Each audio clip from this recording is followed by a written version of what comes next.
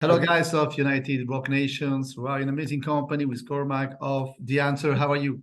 I'm good, man. So we are here, of course, to talk about the new album, of course.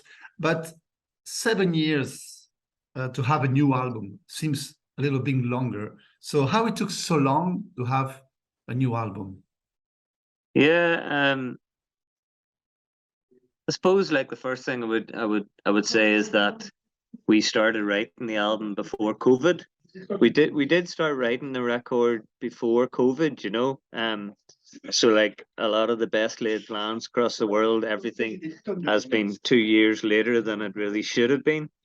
Um, so I mean that would be the first thing. But secondly, you know, we made a conscious decision after we finished touring Solace, our sixth record, to take a break from kind of frontline the answer activity, you know. I think we all needed to step away from it for a little while, having spent like I mean, I joined the answer when I was 18, you know, and I've spent most of my life since then writing a record, recording the record, touring the record, you know, just kind of doing, and I know that's our job. I mean, I'm not complaining, but it's also important that whenever you're in the business of creating something, music, art, whatever, you kind of need to be all in, you know. It needs to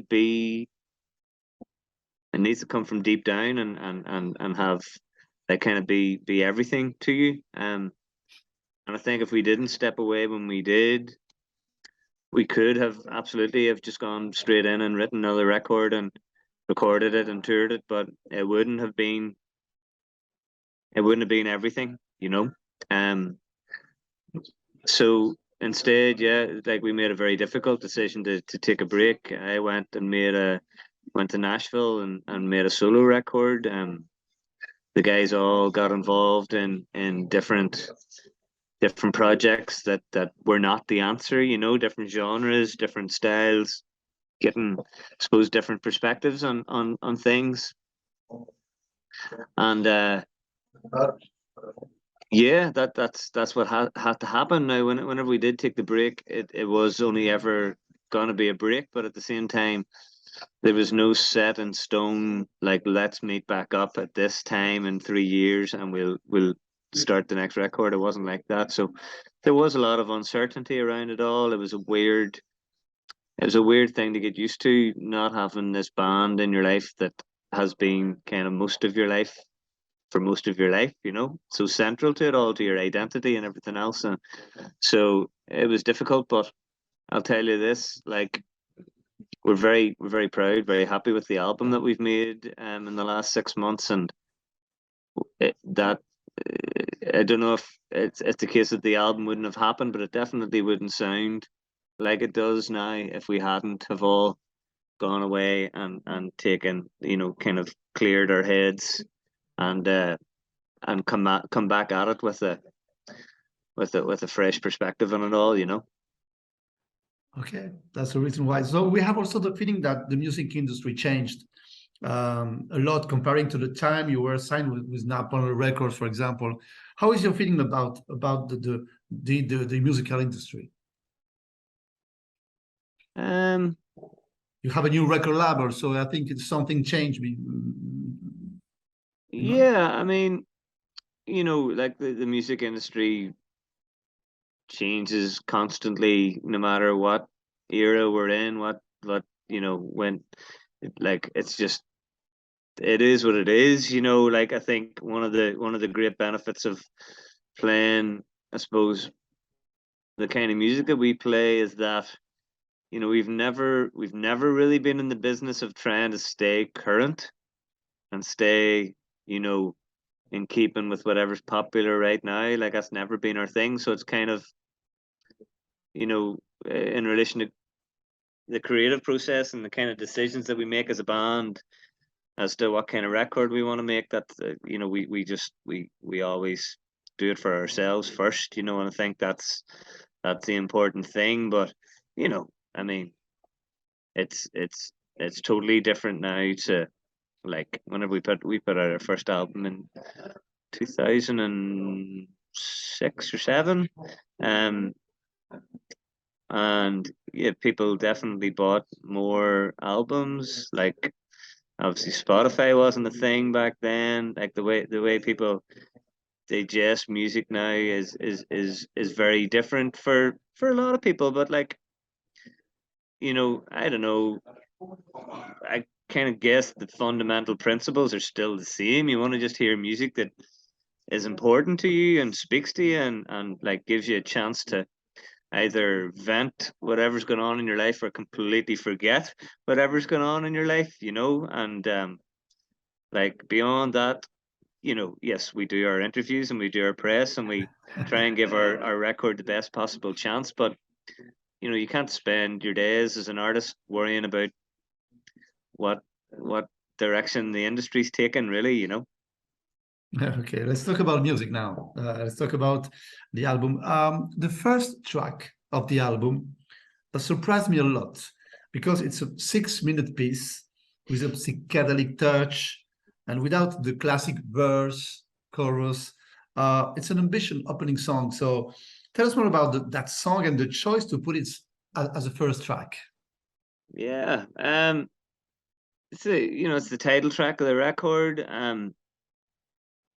And it is a bit of a strange choice, I think, for the opener, because it is the longest song on there. It's kind of stream of consciousness, psychedelic blues. It's not like your 3 minute kind of wham bam, there you go kind of song. I think there's a few of them on the record, but our thinking was, listen, like this, like it was one of the most fun songs to track for us. We did it all completely live, that one. Um, and it's a groove before it's like a 3 minute song, but there's a lot of the spirit that went into this record, like kind of the willingness to get a little bit weird whenever we felt like it, the willingness to again do it for the four members of the band first, and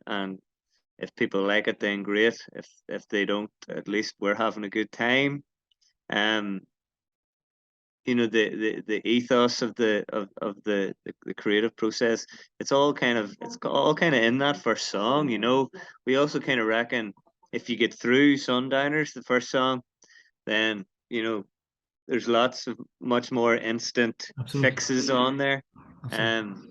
So kind of it's like, I suppose, running the gauntlet to begin with, and then seeing how you get on. But I mean, whilst it's not like a verse chorus Exactly. guitar solo chorus out. It's not like formulaic in any way, really, and we kind of like that, where there's a wildness to it. I think there's a wildness to the whole record. So how was the state of mind when you came back on studio with all the members of the band? Tell us more about the writing sessions and the recording sessions. How it was the state of mind 7 years after. Yeah, like the first writing session that we had was probably the most challenging moment of that whole process. Was just getting back in the room together and trying to convince ourselves that we could still fully function in a powerful way, and felt a bit awkward. The first couple of days felt a bit awkward, and there'd never been that awkwardness in the band. But of course, it was gonna be a little bit weird to begin with, having taken our first ever break from frontline activity. But we broke through that, um, and once we just got to a place where everybody was comfortable again, and everybody realized that we were all there for a pretty unified mission, to write good music, but also to enjoy ourselves and to really, really, like when you first started making music as a band, and it was your outlet, it was your escape from everything else, that's what it felt like again, and that was a powerful feeling, and that kind of momentum, I think, carried us through. Now, like I mentioned, we did kick off before lockdown, so we got going. and then the whole world just went thump. Which was initially a bit of a shock to the system, like everyone else in the world, of course, but we found a way to make it work. You know, we started doing a lot of like Zoom calls like this. We started emailing ideas back and forwards and adding to those ideas and sending them back again, and we got a bit of a rhythm going, which meant like two things. It meant we were kind of looking at the songcraft in a slightly different way. We were kind of making sure that, you know, a melody worked, the structure of a song worked before you kind of sent it on to everybody else to have their input. But then as well as that, it meant that on the rare occasion that the flying restrictions were lifted, or for example, and Paul was able to get over to Ireland from Paris and Mickey was able to fly in from England. And then we were getting in there and it was a very efficient process. Instead of like spending a week just jamming around random ideas. We're like, okay, we've got this, this, this, this, and this, and I think this is really good here, and I think this needs to happen in this song. And we kind of hit the ground running every time we were in the room together, and we were able to kind of the opposite. In days gone by, you would have jammed and got a few little ideas, and then taken them away and worked them into something special. We were kind of going in with ideas we knew were good, but we weren't entirely sure whether they would work as a four-piece, turning up loud and rocking out. So like that was like the last 20-30% for the ideas that we were bringing in there in the first place, you know. So it meant we were making the absolute most of our time together then, whilst also having a good grasp on, like I say, the songcraft as well. Yes. Let's talk about two songs. I love a lot those two songs. The first one is All Together. And of course, there's a beautiful guitar solo on it. It's amazing. Tell us more about that song. I love a lot that song. It's a classic rock, but I love it. Yeah, All Together. It was one of the ones that actually began life as an emailed idea. You know, Mickey, our bass player, sent through like kind of the music that still makes up the verse and chorus of that song, and he also sent through a couple of these old soul artists like from the 70s that he heard as a reference for it, you know, to me. And then I wrote, I suppose, like the top line melody and you know, had the lyric idea for the all together thing. Is And there a meaning because you're all together again? yeah, well, like the whole, like there's a line in there, unity is power and power is what you got, is like, you know, I suppose the tapping into, yeah, the very real notion of working, like the four of us working together as a unit again, instead of four individuals working for ourselves, you know, which we kind of had been for the previous, you know, whilst we were taking a break. We were now kind of back to the essence of what the answer is, and that's like four guys bringing the best out of each other and bringing each other on, and kind of really demanding that you're turning up every day and bringing something worthwhile to the mix, you know. Yes. So yeah, I mean it's relevant to our situation, but hopefully, you know, like it's relevant to you know, anybody that has notions of working as part of a team, you know. Right. The second song I love a lot is Living on the Line.